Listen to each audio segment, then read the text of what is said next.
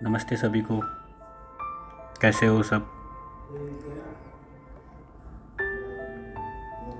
मेरा एक दोस्त है विनोद पटेल, मेरा कॉलेज का दोस्त है। काफ़ी अच्छा लिखता है वो। उसने एक कविता लिखी थी,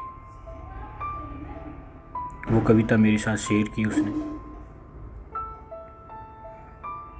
वो कविता माँ के बारे में कविता थी। उसने माँ के बारे में लिखा। एक दुखी माँ है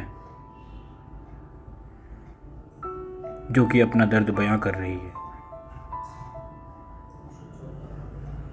काफ़ी अच्छे शब्दों में विनोद पटेल ने उसे श्रृंगारित किया है, जिसका शीर्षक माँ रखा है।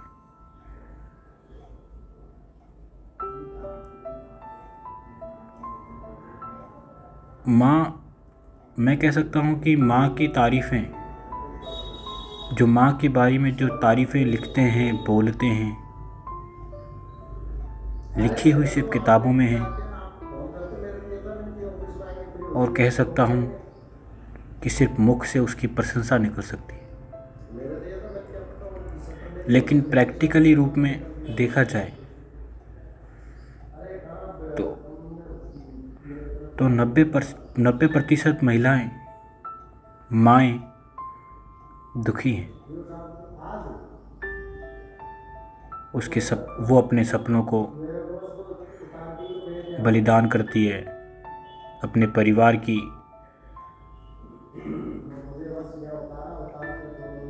परवरिश करती है, और अपने परिवार की खुशी के लिए वो हर अपने सपने को त्याग कर देती है।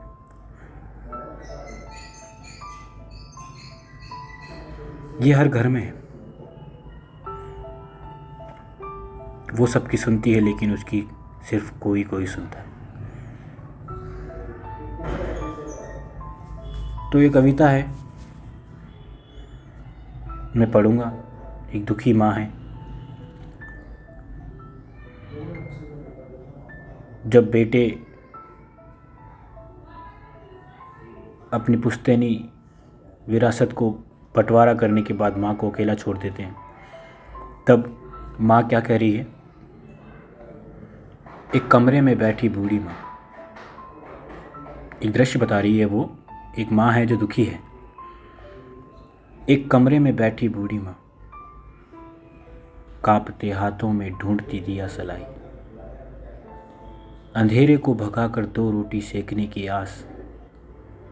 तभी सहसा उठता मन में एक ख्याल,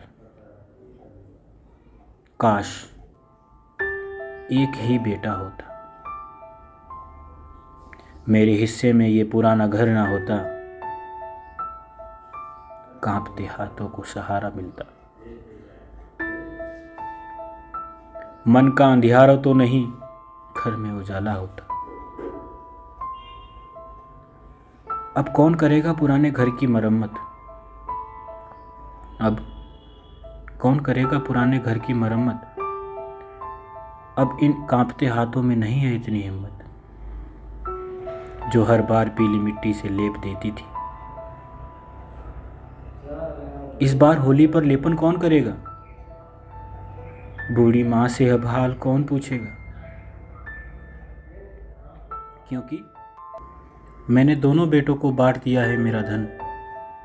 अब मेरे पास सिर्फ बचा है मेरा विक्षिप्त तन,